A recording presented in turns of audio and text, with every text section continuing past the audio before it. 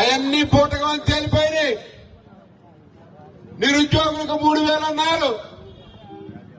అదేవిధంగా ప్రతి ఒక్క 50 సంవత్సరాలు నిండినటువంటి మనిషి ఎవరైనా ఉన్నారంటే వాళ్ళకి 4,000 పెన్షన్ ఇస్తామన్నారు. ఈ యొక్క ఓటకు మాటలు రైతుకి 20,000 జగన్మోహన్ రెడ్డి గారు ముఖ్యమంత్రి కావాలని కోరుకుంటా ఉన్నారు. కానీ ప్రజాస్వామ్యంలో తప్పదు, 5 ఏళ్లకు ఒక్కసారి ఎన్నికలు. ఇప్పటికే 18 మాసాలు నిండిపోయినాయి. మీరు ఇచ్చిన వాగ్దానాలన్నీ కూడా అమలు జరగటం లేదు. ఈరోజు విప్లవాత్మకమైనటువంటి సంక్షేమ కార్యక్రమాలు ఈ రాష్ట్రంలో జరిగినాయి అంటే అది జగన్మోహన్ రెడ్డి గారు.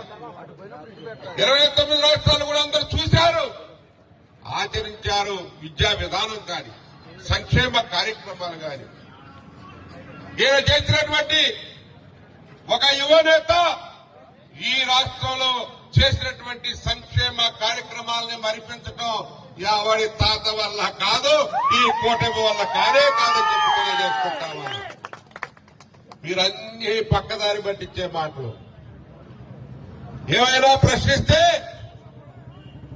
ప్రశ్నలు అడిగితే కరెక్ట్ గా సమాధానం చెప్పకుండా డొంక తిరుగుడు వ్యవహారం చేస్తా ఉన్నారు. ఏమైనా ప్రైవేట్ కళాశాలలు, ప్రైవేట్ మెడికల్ కాలేజీలు ఎందుకు ప్రైవేటైజ్ చేస్తున్నారు?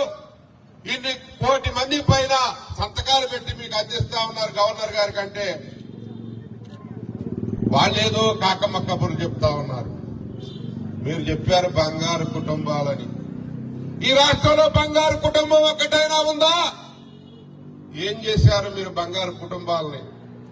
పీపీ 4 పీలు పెట్టారు. దానికి దీనికేమో 3 పీలు పెట్టారు, దానికేమో 4 పీలు పెట్టారు.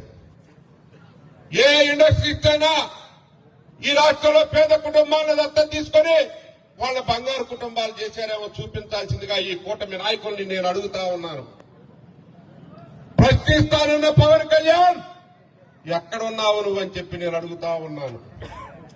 ఎక్కడ ప్రశ్న అనేది ప్రజాస్వామ్యంలో ఒక అద్భుతమైనటువంటి విషయం. ప్రశ్నించటం, ఏదైతే రాజ్యాంగబద్దంగా పరిపాలన కొనసాగట్లేదో దాన్ని ప్రశ్నించడం ప్రజల హక్కు అని చెప్పి తెలియజేసుకుంటా ఉన్నాను.